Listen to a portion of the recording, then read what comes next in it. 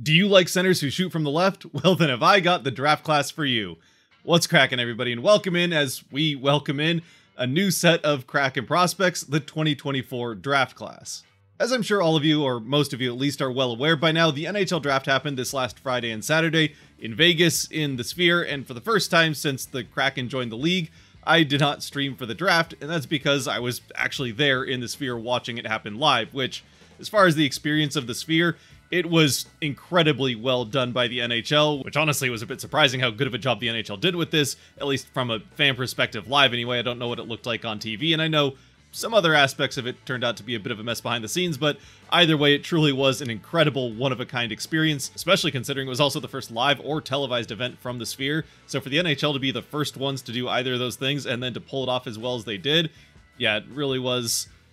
a great experience all around. But enough of all that for now. As far as the actual important part of the draft, the drafting new players into the Kraken organization, the Kraken end up selecting 8 players over the course of the draft. The first one, 8th overall, as they don't end up moving their first pick. They did actually make one draft day trade, but it happened late in day 2. So the first pick, the 8th overall, was one that they actually used as intended, but not necessarily as expected, especially considering that a number of the top defensive prospects fell to the Kraken, and pretty much everyone is expecting the Kraken to take one of those top defensemen. Instead, they end up going with a forward, center Berkeley Katen from the Spokane Chiefs. With players like Zebuyum or Zane Perrick still available at that point, Katen was definitely a bit of a surprise, especially considering that the Kraken defensive prospect pool is pretty light, especially with Riker Evans having made the jump to the NHL. Still, the Kraken seem to have gone with best player available regardless of organizational need, which as it turns out may have been a bit of a theme over the course of the entire draft for the Kraken, though even with that said, Katen does address another organizational need, at least one at the NHL level anyway, and that is offense and goal production. As at least as far as pure offense is concerned, Katen was easily one of the best available players in this draft, and certainly the best available once the Kraken pick came around, which certainly showed up in his point production with the Spokane Chiefs over this last season in the WHL, where in 68 games he put up 116 points on 54 goals and 62 assists, all of which not only made him the highest scoring CHL player in this draft, but also was good enough for 3rd in goals in the WHL, 4th in points in the WHL, and 5th in both of those categories in the entire CHL. And since we're on the subject, one of the players ahead of him in both of those categories in the WHL was another Kraken prospect in Jager Furcus, and 2 of the players in both of those CHL categories, also Kraken prospects, with Jager Furcus, Carson Raycroft, and David Goyette all being ahead of him in different categories. All 3 of whom, by the way, are former second-round picks for the Kraken, so we'll see what that means for the potential future of this year's second-round pick, but let's get back to Katen for the time being. Just to put a little bit more perspective on how impressive those numbers are from Katen outside of the scope of just this last season, well, the 115 points and over 50 goals make him just the 2nd WHL player in the 21st century to put up at least 50 goals and 110 points in the age 17 season. And yes, he is now 18, but he turned 18 between the end of the WHL season and the draft, so he played the entire season at the age of 17. By the way, the other player there is, of course, Connor Bedard. Oh, and by the way, to throw the entire CHL into it, well, he becomes just the 4th player in the 21st century to, in their draft-eligible year, put up at least 115 points and 50 goals, joining, again, Connor Bedard, as well as Sidney Crosby and Kyle Connors. So, yeah, puts him in pretty good company. Now, as for how Katen is able to do all of this, well, he is a very good to even great skater. He's fast, skates smooth, is able to stop and accelerate faster than just about anybody else, at least his age anyway. And put all that together, it makes him uniquely able to quickly attack down the ice through the neutral zone in transition and get the puck down to the offensive end, where once again he's often able to outmaneuver other players to get into good scoring positions, or at the very least attract defense to then get a pass across to a wide open teammate. And when it comes to those passes, what's possibly better than his ability with his feet is that of his hands. He has incredibly quick hands and also thinks the game unlike most players his age, so even if he's not able to beat an opponent just with his feet, the quickness and agility, he's more than likely going to be able to get the job done with his elite set of hands and incredible hockey sense to find that open pass even if he's not able to get around them with the puck still in his possession. All of which, again, leads to a player that at age 17 put up the point totals that he did. So then, with all of this talent in a number of very important areas that should translate pretty well to the NHL, as far as how he ends up falling all the way down to 8 where the Kraken can pick him up, that is largely probably due to his size. At 5'11", 170 pounds, he is definitely on the smaller end, especially by NHL standards. Not that he's going to play in the NHL this season, likely. Still, with his speed and great hands, he's been able to this point largely avoid the physical part of the game. It's not a huge part of his game and doesn't need to be if he's able to meet his ceiling and continue to have those skills translate to the pro level when the time comes. But without another growth spurt, which is still possible having just turned 18, it could be a hard transition to the pro level at the size he's currently at. I mean, whether or not he gets taller, he's still going to put on more weight over the next few years as he gets older. We've already seen Matty Beniers doing that. Still, if he isn't able to grow too much more, he probably, and this still could be the case if he does grow, could end up moving out to more of a wing role for the Kraken and being a playmaker for, say, a Matty Beniers or Shane Wright. Especially, I think Shane Wright showing that ability, especially over this last season, to find his way to get lost behind defense in the offensive end and then be wide open in front of the net. You put a playmaker on the wing of that and set Wright up for those goals. Could be a pretty good recipe for success and some increased offense at the pro level. Still, again, Katen unlikely to play in the NHL or even AHL this next season. More than likely he'll be back in Spokane playing one more year with the Chiefs before making that jump. Actually, now that I'm thinking about it, if he does meet somewhere near his potential, then you put his offensive ability on the wing of Beniers with his defensive ability. Again, another very good balanced line. So another good spot for the bright future of the Kraken, assuming things continue to go well at the lower levels. Anyway, with all that having been said, and again, noting that this was a bit of a surprise the Kraken didn't go defense, especially with the defenders that were left at the time the Kraken were picking, and I'd love to know your thoughts down in the comment section about the Kraken choice to go an elite potential offensive talent here over one of those defenders. But I think it's time we probably move on to day 2 here, as we still have a few more picks to get through, starting with the 40th overall pick and their first pick in the second round, Julius Mnan of the Everett Silvertips, another left-shotted center. So once again, going into day 2, if you're anything like me, you were probably thinking along the lines of, alright, the Kraken got the best available player. They decided not to go defense, which was surprising, but they got a very good offensively talented player. Now here, starting off day 2, this is where they'll take the best available defenseman and address that organizational need of lacking defensive prospects. But no, like I just said, once again, the Kraken go with another left-shotted center. Once again, probably just picking best available player, at least as far as what the list that their scouts had put together suggested at that time. And again, Mnan is a very good player. Silvertips will know that, having watched him over the course of this last season. The Finnish center does have a lot of offensive tools, just like Katen, though not quite to the same degree. He's not as fast, doesn't have quite as good of hands, but unlike Katen, he is much better at getting down towards the net and powering his way in front of there and creating chaos in that area that, well, let's face it, the Kraken were not very good at creating any chaos in front of this last season. Not that, again, Mnan is going to be playing in the NHL over the next year, maybe even 2, but still something that Kraken could probably use more of. And of course, a large part of the reason he's able to do that and produce in those different offensive ways than the ways Katen does is because, unlike Katen, while he still has plenty of tools, just not quite to that same level, he is a lot bigger than Katen, already at 6'3" and over 200 pounds. So a lot more of a power forward type of player that, again, like I said, can drive to the net, create some chaos there, and be ready for maybe some playmaking from the perimeter by a player like Katen, for example. And of course, that bigger frame also means he's a lot better suited than a player like Katen, for example, to the more physical parts of the game, winning puck battles, pushing opponents off of puck, not only in the offensive end along the boards on the forecheck, but also in the defensive end, getting possession of the puck in the first place, and making the offensive end a little bit more of a tough place for opponents to be. So while his offensive talents are more just above average rather than pushing elite potentially like Katen's are, and again, still respectable point per game in the WHL this last season with 67 points in the 66 games he played in the regular season on 31 goals and 36 assists, he is still able to play more of a much more two-way center game, and whether or not he stays at center or any of these centers the Kraken picked, we'll have to wait and see, which, again, with the number of centers the Kraken picked not only in this draft, but have picked over their entire existence,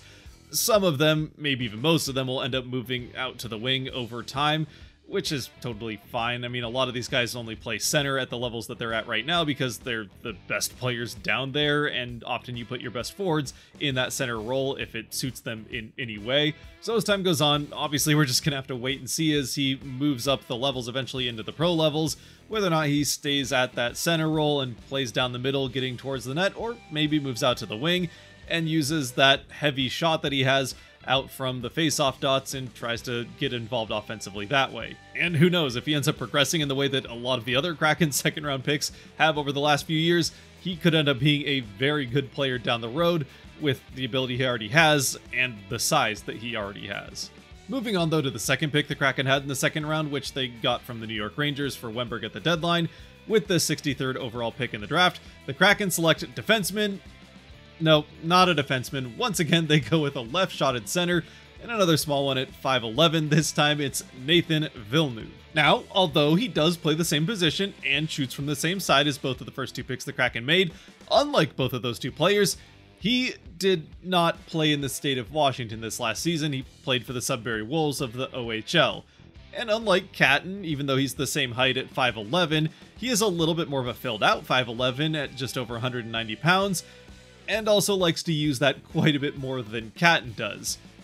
Partly because he's not quite as much of an offensive threat as Katen. He only scored the 50 points in 56 games, with about half of those being goals, which still is respectable for a player of his age.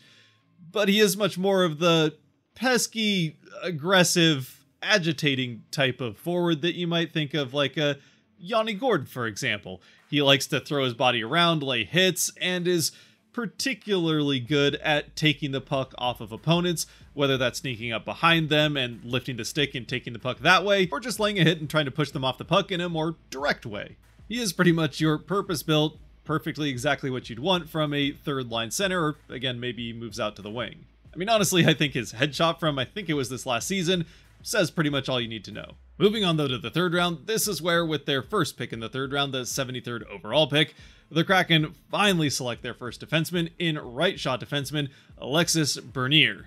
It's actually pronounced Bernier or Bernier, but said like someone who's ever spoken French.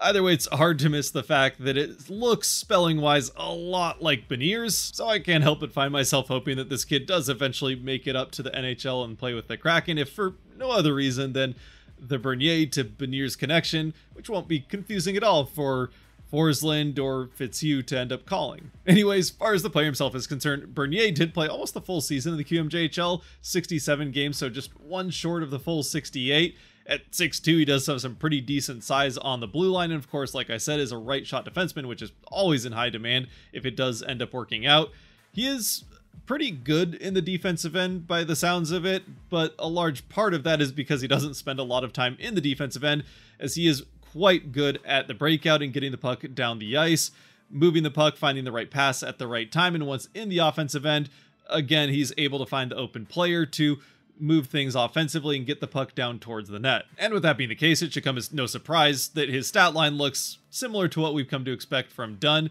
with a lot more assists than goals. I mean, you always tend to get that from a defenseman, and he doesn't score quite as much as Dunn. We're not expecting him to turn into the next Vince Dunn, but regardless, in the 67 games he did play, like I said earlier, he did put up nearly a half point per game with 31 points on 4 goals and the 27 assists. Then later on in the third round, with their second pick in the third round, 88th overall, the Kraken selected the only goaltender that they picked in the draft in Finnish goaltender Kim Saarinen. And with goaltenders, I mean, you never really know what's going to end up happening. It usually takes them 6, 7, 8 years to even have a chance at making it to the NHL. Still, he had a pretty good year over in Finland in his draft year. He played most of it in the U20 Junior League below the Liga top pro league there, where in 23 games he had some pretty decent stats, a 2.41 goals against average and a 9.17 save percentage, and he did get into a couple of the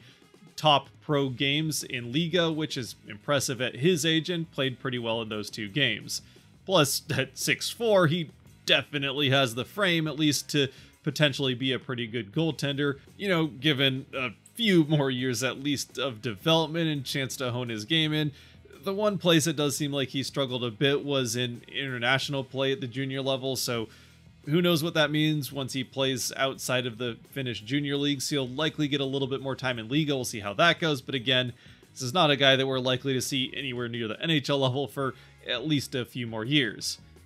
For what it's worth, though, the Kraken seem to like their Finnish goaltenders, as he's now the third in the Kraken system. Up next, though, as we move on to the 4th round with the 105th overall pick, the Kraken get back to their roots in this draft and select another left shot center, and once again from the WHL, though not the state of Washington, from the Red Deer Rebels, they pick Oliver Josephson. Now, yes, right away it's worth pointing out that his stat line as far as point production is concerned is not terribly impressive, with just 47 points in the full 68 games, so it's nice that he played the full 68 games in the WHL, especially with just 12 of those 47 being goals, 35 assists, even with that being a pretty big improvement from the year before, where he had just 19 points in 63 games.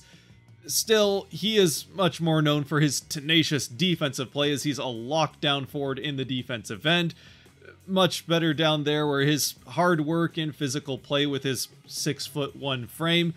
allows him to often find ways to take the puck away from opposing players. As from that center role, he is not afraid to attack the puck in the defensive end aggressively and go through any opponent that might have the puck if necessary. So barring some big surprise, definitely not the type of player that's likely to light up stat sheets, especially at a pro level, but even throughout his career as he does move on and gets older, obviously, over these next few years.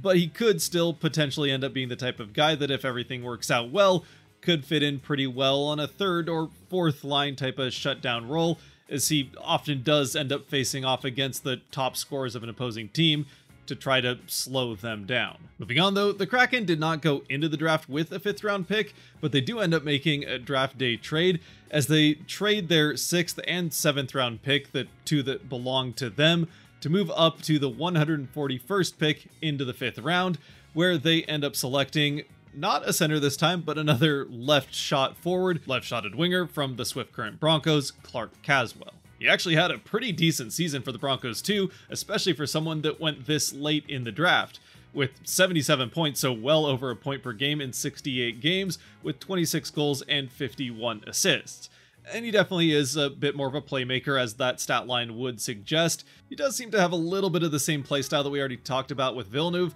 a bit of a pesky forward that plays some of the physical game, but more just trying to win body position over the opponent to try and take the puck or just pickpocket them from behind, get it down the ice, and then make the play to let somebody else do the scoring. Though at 5'11" and right around 170 pounds, so the same size as Katen, but without the same amount of elusiveness that Katen does, I wonder if his drop in the draft might have something to do with teams worrying about his ability to transition the game that he likes to play at his size to a pro level, and I think that is probably a valid concern if he doesn't grow any more than he already is. If he doesn't grow bigger than he already is. Though, even still, with all that known going in, he still came into the draft with a low 2nd, maybe more high 3rd round draft grade, expected to go somewhere in the 70s. There was even one board that had him all the way up at 38, so it's possible the Kraken got a bit of a steal here, especially in the middle part of the 5th round. Obviously, time will just have to tell, though, whether or not this is a guy that could turn out to be that steal and make it to the NHL level and use that playmaking and good hockey sense, which often is something that does translate from one level to the next, or if maybe he ends up being an AHLer and helps the Firebirds try to beat the Hershey Bears finally. And then finally, with their last pick in the draft, it's actually a similar story with the other pick the Kraken had in the 7th round, the one they didn't trade to move up to the 5th. With the 202nd pick overall, the Kraken select another defenseman, this time a left-shot defenseman, in Jacob Fibiger. The 6-foot-tall, 17-year-old Czech defenseman spent his first year in North America with the Mississauga Steelheads of the WHL and had a pretty decent season. 43 points on 7 goals and 36 assists in 61 games. It's hard to see how he fell as far as he did, especially considering he was expected to go somewhere in the 90s, so yeah, anywhere from late in the 3rd round to early in the 4th round, but to fall all the way to the 7th, this could be another steal for the Kraken, though it's hard to say with anybody that gets drafted this late whether or not they end up getting anywhere close to the NHL. Most don't, but it's definitely possible. Heck, obviously, we've already even seen an undrafted free agent make it through up to the NHL for the Kraken in Ty Cartier. Not a defenseman, but still the point stands. As for his playstyle, well, according to Elite Prospects, which is an invaluable resource throughout this entire draft process, especially considering, to be honest, I really didn't know that much about anybody past the second round. He plays very well in transition, really both ways. He's pretty good with the breakout, heading down the ice like we already saw from Bernier, the other defenseman the Kraken took, and he's pretty good coming back the other way in transition defensively as well, not afraid to throw his body around and push opponents off the puck physically around his blue line, and obviously in the defensive end if necessary. Of course though, one more time, as I'm sure we're all pretty well aware, you never really know with these draft picks, especially the later you get into the draft, whether or not they'll even end up making it to the NHL level, much less playing significant time there and making a difference. Sure, guys taken more towards the top of the draft, like especially Katen, 8th overall, with the talent that he has, he'll very likely play at least some games in the NHL, and more likely than not, significant time there. Now, whether or not he ends up being a mainstay top 6 forward, or maybe even an all-star and reaching his ceiling, that is a little bit more unknown. But I think the Kraken did pretty well in this draft, even if it didn't go the way we expected. Sure, we were probably thinking a little bit more of defensemen being taken rather than, say, 4 left shot centers, but it seems the Kraken went much more of the just pick the best player available, and more often than not, that is the best way to go. You can often find yourself getting in a little bit more danger and picking players that don't end up working out when you just force yourself to take a player based on positional need in your farm system. After all, you can always fix that problem via trade, or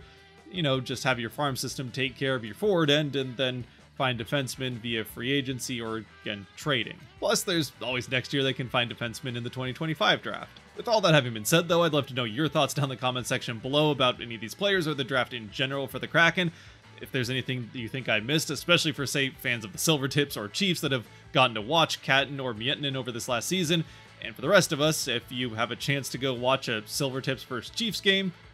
might not be a bad idea. With that though, if you have made it to this point, thank you very much for watching. If you did like or enjoyed the video, there are buttons for that kind of stuff down below that help support the channel, so I appreciate you using them. Until next time, which again, I will try to have something about the experience of the draft out, so I took some pictures and videos and all that. So that video, until then, stay safe out there, be good to each other, God bless, and go Kraken. Actually, next time will probably be free agency